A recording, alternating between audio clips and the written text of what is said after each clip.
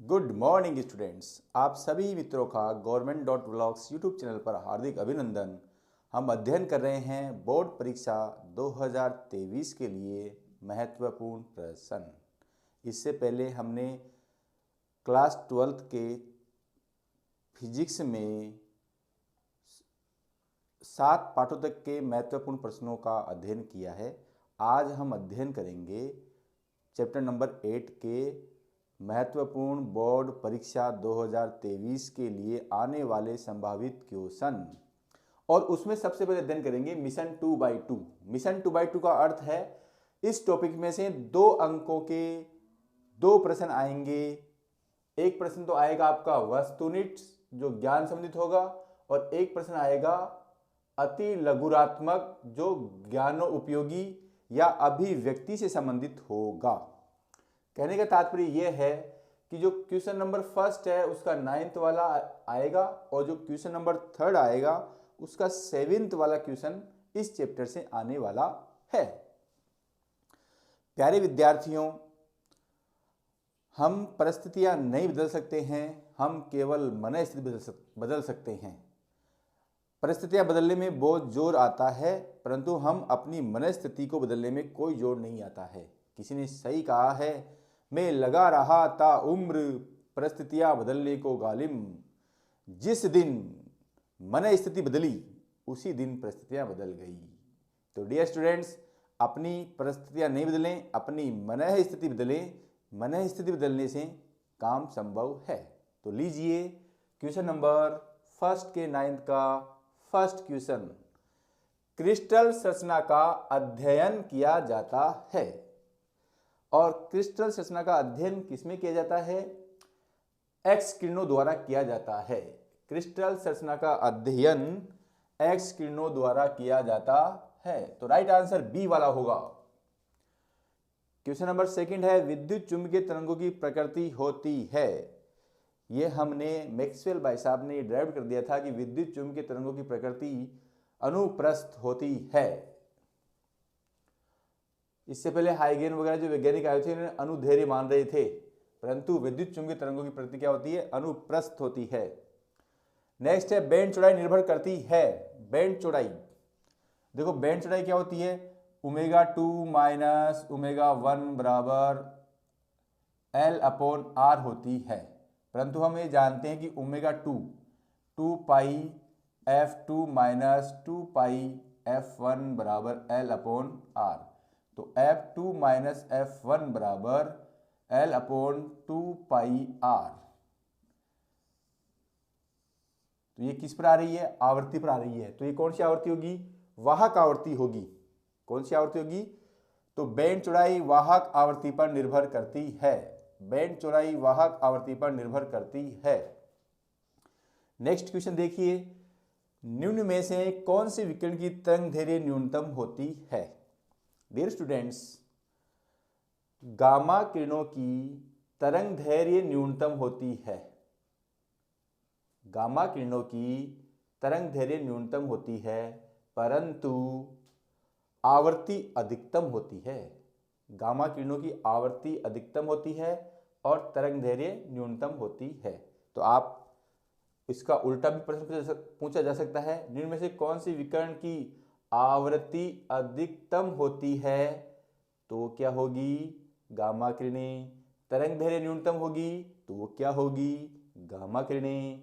Next question में चलते हैं, तो राइट आंसर होगा बी, गामा किरणें। विद्युत चुंबकीय तरंगे परिवहन नहीं करती हैं। देखो, विद्युत चुंबकीय तरंगे ऊर्जा का परिवहन करती हैं, आवेश का नहीं करती हैं, संवेग का करती हैं और सूचनाओं का भी करती हैं। आज रेडियो जो तरंगे हैं वो भी क्या है? विद्युत चुंबकीय तरंगे हैं। तो ये सूचना आ रही है, मोबाइल से जो सूचना आती है वो भी सूचना विद्युत चुंबकीय तरंगों से ही आती है। तो किसका आंसर नहीं होगा? आवेश का नहीं होगा। संवेग का भी करती हैं, सूचना का भी करती हैं, ऊर्जा का भी करती हैं, परंतु आवेश का परिवहन नहीं करती हैं। तो ये आपके संभावित ऑब्जेक्टिव प्रश्न थे क्वेश्चन नंबर 1 के 9th के लिए। अब नेक्स्ट क्वेश्चन आपको जो आता है क्वेश्चन नंबर थर्ड का सेविन। उसकी निम्न संभावनाएं हैं। पहला है, कोई दो मैक्सवेल समीकरण लिखिए। कोई दो मैक्सवेल समीकरण लिखिए। तो देखो, मैक्सवेल समीकरण चार होती हैं, चार मैक्सवेल समीकरण होती हैं, चार मैक्सवेल समीकरण है। नंबर वन, स्थिर विद्युत गाउस का नियम।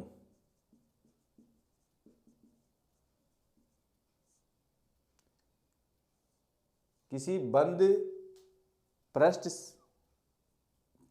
से पारित विद्युत फ्लक्स, किसी बंद पृष्ठ से पारित विद्युत फ्लक्स उस बंद पृष्ठ में उपस्थित आवेश का 1/एप्सिलॉन गुणा होता है। यही मैक्सवेल की प्रथम समीकरण है। मैं रिपीट कर देता हूं, किसी बंद पृष्ठ से संबद्ध विद्युत फ्लक्स उस बंद पृष्ठ में उपस्थित आवेश का 1/एप्सिलॉन गुणा होता है। यही स्थिर विद्युत गाउस का नियम है और यही मैक्सवेल का प्रथम समीकरण है। दूसरा समीकरण है चुंबकत्व गाउस का नियम।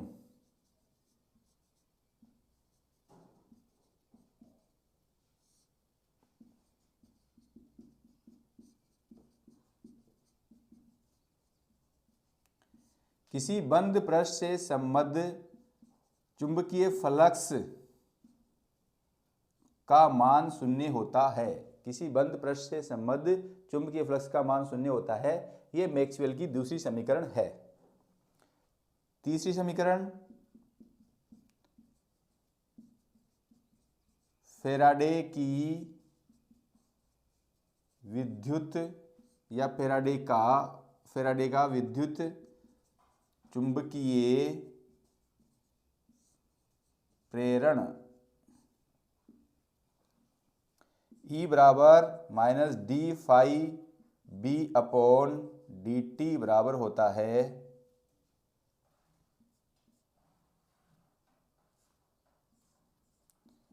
B सदिश डॉट dl सदिश। इसका मतलब यह हुआ कि किसी बंद पृष्ठ में चुंबकीय क्षेत्र का रेखा समाकलन चुंबकीय फ्लक्स में परिवर्तन की दर का ऋणात्मक होता है और यही क्या है, मैक्सवेल की तीसरी समीकरण है। और मैक्सवेल की जो चौथी समीकरण है वो है एम्पियर का संशोधित नियम। एम्पियर का संशोधित नियम, और ये होता है किसी बंद पृष्ठ के चुंबकीय क्षेत्र का रेखा समाकलन उसकी चालन धारा और विस्थापन धारा का μ0 गुणा होता है। किसी चुंबकीय क्षेत्र के बंद पृष्ठ का रेखा समाकलन उसकी चालन धारा IC और विस्थापन धारा ID का μ0 गुणा होता है। यही मैक्सवेल का चतुर्थ समीकरण है। नेक्स्ट क्वेश्चन नंबर 2, निम्नलिखित विद्युत चुंबकीय तरंगों के नाम बताइए।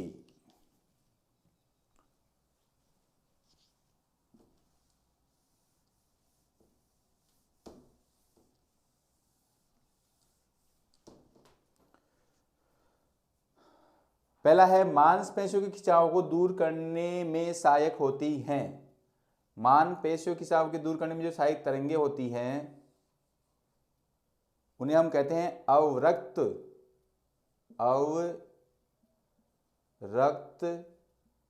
तरंगें। यह आपका अवरक्त क्षेत्र भी हो सकता है।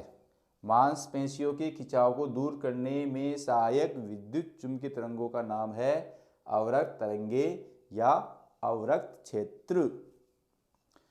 दूसरा है इसमें, जल शोधन तथा नेत्र शल्य चिकित्सा में उपयोग होने वाली विद्युत चुंबकीय विकिरणों के नाम लिखिए। तो जल शोधन और शल्य चिकित्सा में उपयोग होने वाली विद्युत चुंबकीय तरंगें होती हैं, उनका नाम है पराबैंगनी तरंगें या पराबैंगनी क्षेत्र। पराबैंगनी तरंगें या पराबैंगनी क्षेत्र। तो इसका आंसर ये हो गया और उसका आंसर वो हो गया है। नेक्स्ट क्वेश्चन है दिक्काल अर्थात मुक्त आकाश। दिक्काल अर्थात मुक्त आकाश में किसी बिंदु पर विद्युत क्षेत्र सदिश ई सदिश का परिमाण 9.3 वोल्ट प्रति मीटर है। इस बिंदु पर चुंबकीय क्षेत्र सदिश बी सदिश का परिमाण ज्ञात कीजिए। तो अब देखो क्वेश्चन नंबर 3 का सॉल्यूशन होगा। हमें क्या दे रखा है, ई सदिश का मान दे रखा है, ई सदिश बराबर दे रखा है 9.3 वोल्ट प्रति मीटर और हमें क्या फाइंड करना है, चुंबकीय क्षेत्र सदिश का मान फाइंड करना है। ये बात तो हमें मिली प्रश्न में। डियर स्टूडेंट्स, हमें प्रश्न को ध्यान से पढ़ना है और हमें ये अपने आप में श्योर होना है कि हमें प्रश्न में क्या दिया हुआ है और क्या निकालना है। कई बार हम प्रश्न में दिए हुए से सुव्यवस्थित अध्ययन करते हैं तो उसे निकालने वाली चीज पर हम फोकस हो जाते हैं। अब तो हमें क्या निकालना है, चुंबकीय क्षेत्र सदिश अर्थात बी सदिश। तो हम क्या जानते हैं, हम जानते हैं कि C बराबर ई सदिश अपॉन बी सदिश। प्रकाश का वेग जो होता है वो विद्युत चुंबकीय क्षेत्र, विद्युत क्षेत्र सदिश और चुंबकीय क्षेत्र सदिश का अनुपात क्या होता है, प्रकाश वेग के बराबर होता है। तो बी सदिश बराबर क्या हो जाएगा, ई सदिश अपॉन सी। ई सदिश का मान है 9.3 वोल्ट प्रति मीटर और प्रकाश का वेग होता है 3 × 10⁸ मीटर प्रति सेकंड।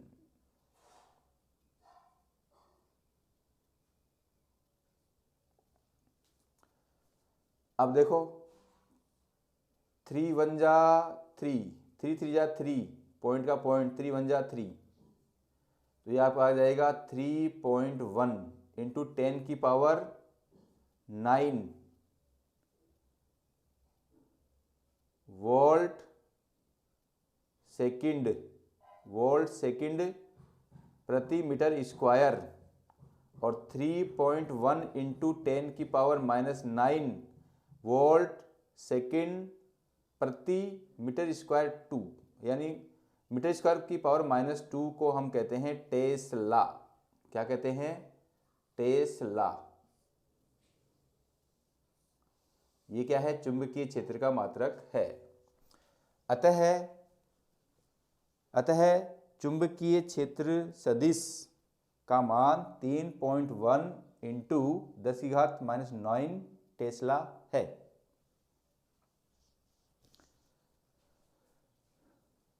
चौथा क्वेश्चन है, निर्वात में 5 × 10⁹ हर्ट्ज आवृत्ति की विद्युत चुंबकीय तरंगों की तरंग दैर्ध्य की गणना कीजिए।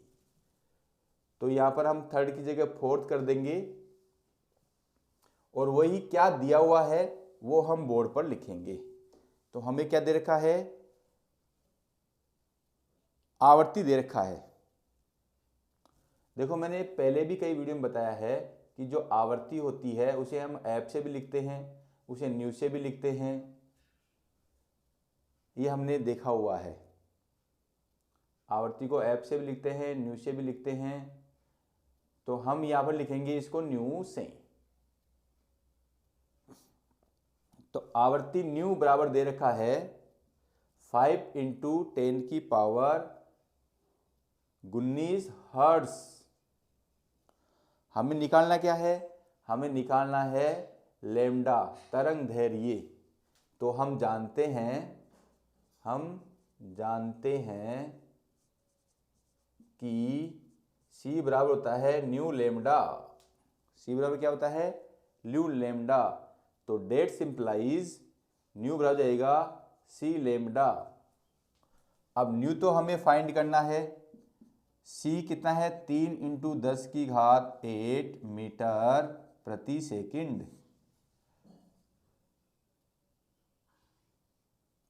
देखो हमें ज्ञात करना था लेमडा, तो लेमडा पहले आएगा और न्यू आएगा नीचे। तो इस चीज को मैं यहाँ करेक्शन करता हूँ, लेमडा बराबर सी अपॉन न्यू। न्यू कितना दे रखा है? 5 × 10⁻19 हर्ट्ज। हर्ट्ज कह दो या सेकंड कह दो, एक ही बात है। सॉरी सेकंड नहीं, प्रति सेकंड। क्योंकि देखो हम ये जानते हैं कि जो आवृत्ति होती है वो आवर्तकाल का व्युत्क्रम होती है, या आवर्ती का व्युत्क्रम आवर्तकाल होता है। तो आवर्तकाल को हम सेकंड में नापते हैं, तो आवर्ती क्या नापेंगे? प्रति सेकंड में नापेंगे। तो ये प्रति सेकंड से प्रति सेकंड तो कैंसिल्ड हो जाएगा आपका। अब बचेगा क्या? 3 में 5 का दाता नहीं है तो 0.6 पॉइंट लगा देंगे तो 0 जाएगा। 5 6 30 × 10⁸ -19 मीटर। यदि मैं इसको 10 से मल्टीप्लाई कर दूँ, 10 से मल्टीप्लाई तो 10 अपॉन 10 × 10⁻11 मीटर। इसको लिखता हूँ 6 इंटू, ये ऊपर चल जाएगी एक, तो हो जाएगी 10⁻11 -11 और -1 -12 मीटर। अतः लेमडा बराबर 6 × 10⁻12 मीटर। ये आपका आंसर हो गया है। तो तरंग दैर्घ्य होगी 6 × 10⁻12 मीटर। अंतिम और लास्ट क्वेश्चन है, विद्युत चुंबकीय तरंगों की कोई 2 गुण लिखिए। देखो डियर स्टूडेंट्स, विद्युत चुंबकीय तरंगों के बहुत सारे गुण हैं और हमें तो केवल 2 ही गुण लिखते हैं। तो मैं आपकी जानकारी के लिए कुछ ज़्यादा लिख देता हूँ, हो सकता है कि आपके कहीं न कहीं फ़ायदा हो जाएगा। और ये फ़ायदे के सौदे के लिए ही हम इतना कार्य कर रहे हैं। तो 5 का आंसर हो जाएगा आपका नंबर 1। विद्युत चुंबकीय तरंगें, यानी कि ये तरंगें विद्युत क्षेत्र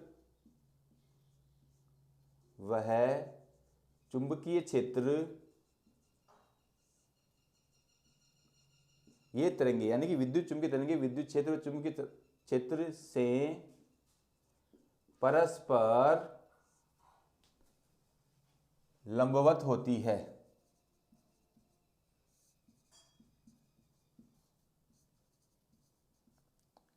ये पहला गुण है। दूसरा गुण जो है, इनका संचरण अर्थात विद्युत चुंबकीय तरंगों का संचरण प्रकाश वेग अर्थात c बराबर 3 × 10⁸ मीटर प्रति सेकंड। इनका संचरण प्रकाश वेग से होता है। थर्ड, विद्युत चुंबकीय तरंगे या ये विद्युत तथा चुंबकीय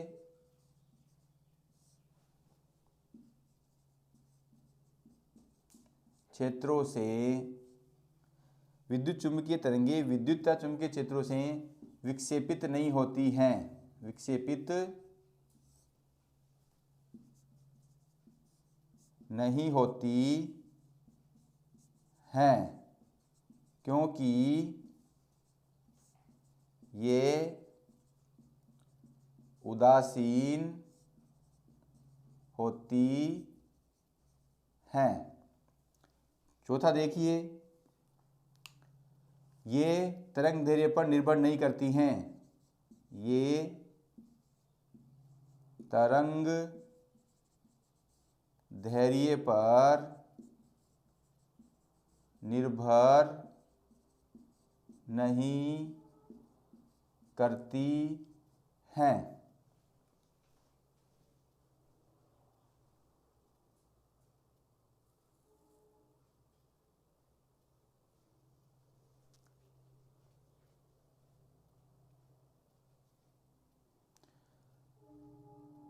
पांचवा देखिए जो महत्वपूर्ण है, इनके संचरण के लिए माध्यम की आवश्यकता नहीं होती है।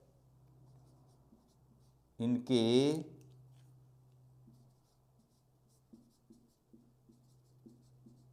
संचरण के लिए